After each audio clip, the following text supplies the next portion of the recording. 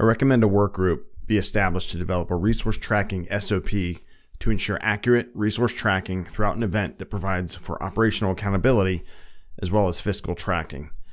Master After Action Report from Civil Unrest in Portland, Oregon, 2020.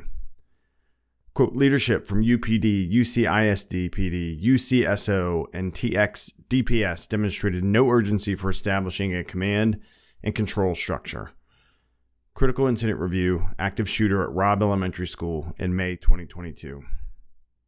Although law enforcement was part of the ICS structure, lack of a co-location at incident command posts was partly attributed to the dynamic nature of the incidents and available staffing. After Action Report on the Maui wildfires from August 2023. This is your Hope Is Not a Plan host, Kevin Pinnell, and today I'm going to equip listeners with practical strategies to transform well-intentioned plans into tangible results. Welcome to the Hope Is Not a Plan podcast, where we address tough questions head-on, face our problems, and highlight our hopes by providing actionable planning steps to improve ourselves, mind, body, and spirit. Now, let's get logged in and get locked on to this episode of the Hope Is Not a Plan podcast. Welcome back, everyone. Despite having the tools for success, some organizations often struggle to translate processes and training into effective action. It's not only evident in the after action reports I just read or about human attacks or disasters, it's also true in the world of project and change management. So let's go over the challenge here, the disconnect between process and practice. In the world I used to live in, disaster and emergency response, there are processes and templates that exist for training and exercises and real-world response. All of them. They all exist. These templates and processes largely fall under what's called the Incident Command System, or ICS, and then how you use those is called incident management. As you heard, sometimes we don't use that, and sometimes we don't use it in the past 4 or 5 years. And I'll share, on old episodes, I've talked about the Incident Command System has been around since the 70s. So, nothing new. Similarly, in program and project management, there are guidelines and best practices, and these come in the form largely the two big buckets. There's the project management body of knowledge for kind of waterfall stuff, which has some agile, and then there's an agile practice guide, and there's other methodologies, but those are the big buckets, and those exist. Those have existed for a while, right? Where I've seen a big disconnect is when we take these templates and guidelines, and then we create exercises and practical opportunities, is when we don't do that, right? When we know book stuff, but not practical stuff. So how can we address this as planners and process facilitators and leaders of teams? By cultivating a culture of action. To kick off this cultivation, I say we have to raise awareness, right? We have to express and foster the desire to change something to get better. So all those lessons we learned that I talked about earlier, and that's just a super small sampling. Google after action report from any disaster, from any project, not working together, not following a common process are the themes that you will find. But then we have to share knowledge, right? And these are what I mentioned before, the awareness, the desire, the knowledge. That's the first 3 steps in the ADKAR change management methodology, which I will dive deeper into as that's important. I've talked about it in the past. We use it all the time in project and program management and portfolio management. But for now, let's just focus on that K, on that knowledge. So I'm going to reintroduce something I mentioned before, and we'll talk about knowledge action gap, right? This is the gap where our teams may have studied something, but they may have never done it before. And on that, as leaders, that's where we need to see, oh, did I provide this template, let alone have I walked someone through this before? And I know I've learned from not doing that, unfortunately. Execution counts towards positive muscle memory. And I say positive muscle memory because when we do things over and over and we learn from it, whether we're perfect at it or not, which is never going to happen, even if we get lessons learned and we change something, it's positive, right? We're moving forward, as opposed to if I keep doing the same wrong thing over and over again and never learn it, that to me is like a negative muscle memory. But you can get good muscle memory, meaning you're good at something, whether it's a real response or a real project or not, by practice, right? Through both real responses and projects, or by doing repetitive drills and practicing things like writing objectives, creating project plans. When you do that over and over again, which you can do for anything, I've done it before for fun for a barbecue because I'm a nerd like that, planning wise. it helps. It makes a difference. You've done it. It's not the first time you've seen it when you're on a scene or you're at a big event or you're given this project. You have practiced it. So how and why do these gaps continue to exist in 2024? There's some legit reasons, and we can address those.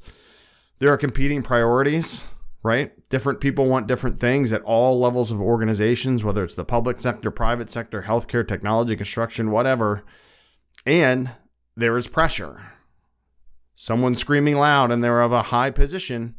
That's going to put pressure on you to do something, and it may make you rush and not do it very well. Versus, what are the long-term benefits? Are we looking at, is this decision the best for now because someone wants it, but not so good for the longer term? And that's tough when we're trying to do things. So if we have folks that are new to a whole sector of knowledge in your given space, then that can cause some problems. Versus if we give them the opportunity to practice, we help make that happen, because a lack of understanding or inadequate communication, right, is not good.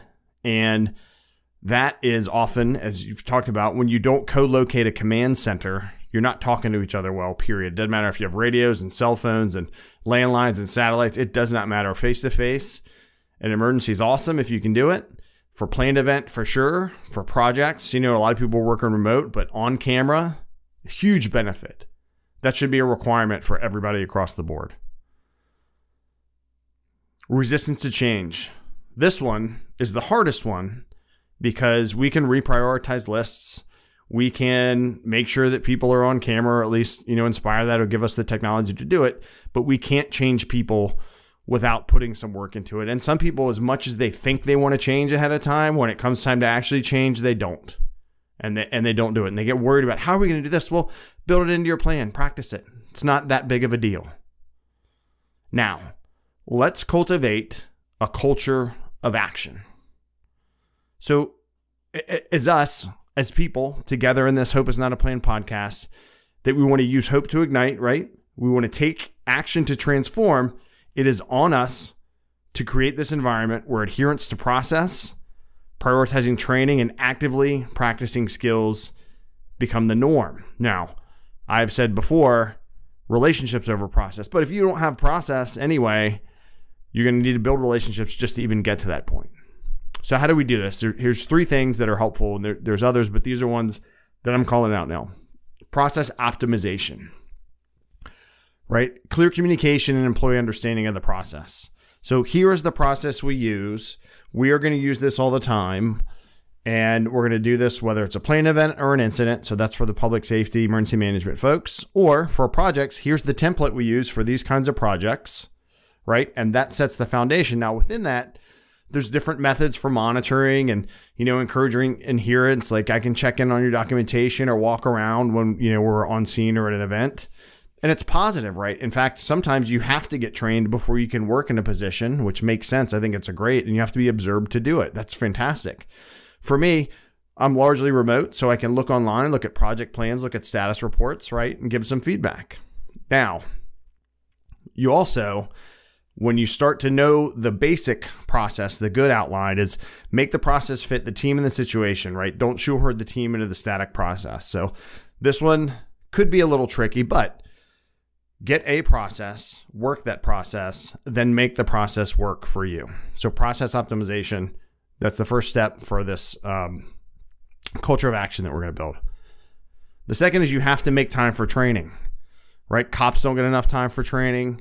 Firefighters got to fit that in. Project and program managers, we can do it if we have time, not during a go live planning or regular project stuff, right? And it's different. So there are time management strategies that we can budget time for our people, and that's what we should do. There are modules online on LinkedIn Learning, and again, I have no affiliation with all these different things where we can learn different methodologies. There's incident command system courses online. There's project management, agile things online, tons of them. I have found it very helpful that I tell other teams, if my team is going to have an event where we're focused on us because we need to get better so we can help other people get better, and say, hey, during this time, we're not available because we need to reserve our time as well, right? And that cuts down on interruptions and it reserves their time. So I let them know, hey, if you need something for any of these folks, let me know and I'll be happy to help you out. But you really have to carve that time out, whether it's physical training, whether it's shooting training, whether it's project planning training. I'm mixing these public safety and project things, but the gist of what you do is making time for training exists in whatever industry. Similar to the second one is prioritizing practice, right? We can make drills and simulations a regular part of the routine. If at every small event that happens once a month, we did this good planning process, we'd get really good at it quickly, right? If every project you make sure you write 2 or 3 good SMART objectives, by the time you do your 5th, 10th project, you have a pretty good idea because you're going to do a bunch of them. You're not going to just knock 2 or 3 out perfectly. But these scenarios need to be realistic, right? They need to provide constructive feedback. I need to foster a learning environment, not like, you suck and you should have done this. And you know what? In the public safety world, that probably exists a little bit more because there's a little more machismo and a little less BS than there is in the private industry, honestly. And sometimes that's great, but sometimes it doesn't help. So what makes this practice more enjoyable too is there's a tangible outcome, right? There's real world improvements you're making. So like with our teams, it's here's these practice projects we're going to do, and we're actually then going to do those. They're going to make our processes better. We're going to pick new tools. We're going to plan for next year's training, right? It's not just make-believe stuff, which you lose people. I've taught exercises and courses and things a lot over my years, and you lose people when it's just all pretend and there's no tangible outcome and they're not sold in.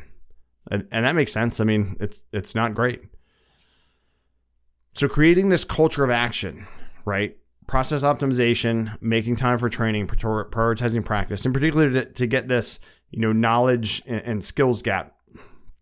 Those are 3 good areas to focus on. And by doing this, we'll improve safety, we will increase efficiency, we will reduce costs, and we'll have a more confident and empowered workforce, right? This is where, to me, that motto, we don't rise to the level of our expectations, we fall to the level of our training, comes into play, right? It's evident in those quotes. A work group to develop resource tracking. Although some of these folks got together, other folks didn't get together in the combined command posts. Hey, if we would have done this incident command structure, we would have been able to help staffing and incidents better. Right? So we hadn't trained up to that level to be ready to handle these events. And I'll tell you, you don't have to train for like a, in a case of Maui, like an entire locality sized fire.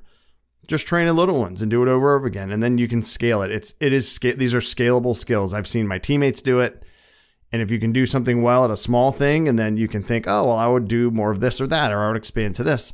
That's where that exercise comes into play. Is you give them exercises that make them more complex. During the chaos, we don't have time to pull out the playbook and learn or relearn concepts, whether that's basic project management, if you're leading a program and a whole building's going up, or you're trying to coordinate a fire that's taken up thousands of acres. You just don't have time to learn right there. Not that you're not going to learn new things, but you don't learn the basics then, right? We should have learned and practiced them. And so for us as leaders, we need to give our people that opportunity to make that time. So today we touched on the disconnect between process and practice that exists when book knowledge is the only experience our team members have. I introduced the knowledge action gap that exists if we don't prioritize practical training opportunities for our teams. We touched on the key focus areas of process optimization, making time for training, and prioritizing realistic practice scenarios as ways to begin to build the culture of action. Here's your call to action. As you move further into the week, I challenge each of you to identify potential areas for improvement in your own organizations, maybe in yourself and in your teams. Always getting better, right? Continuous process improvement. So good listener, by taking proactive steps, regardless of the scale, you, capital Y-O-U, can significantly impact your individual life, professionally and personally, your team, the organization's forward progress, and you can achieve success at all levels of response, of managing programs, or when planning for projects. Thank you all for listening to Bridging the Gap Between Knowledge and Action. I do hope this episode ignites your passion. I really do, to make a difference in your own knowledge gaps and your actions, to begin transforming not only yourself, but those around you in a positive way. This podcast, Hope Is Not a Plan, is available on Apple, Spotify, and most other platforms where you can also, and I ask that you do, leave a review, subscribe, share with others you think this would be helpful for. Everybody, please stay safe out there. Visit hopesnotaplan.com for this write-up and past episodes. Follow me on Hope's Not a Plan on Twitter and Instagram, Hope is Not a Plan Facebook, and there's a Hope is Not a Plan YouTube channel where you get fitness ideas 15 seconds at a time through my workouts and some cool soundtracks. Know that hope ignites and that action transforms, and I wish you all Godspeed.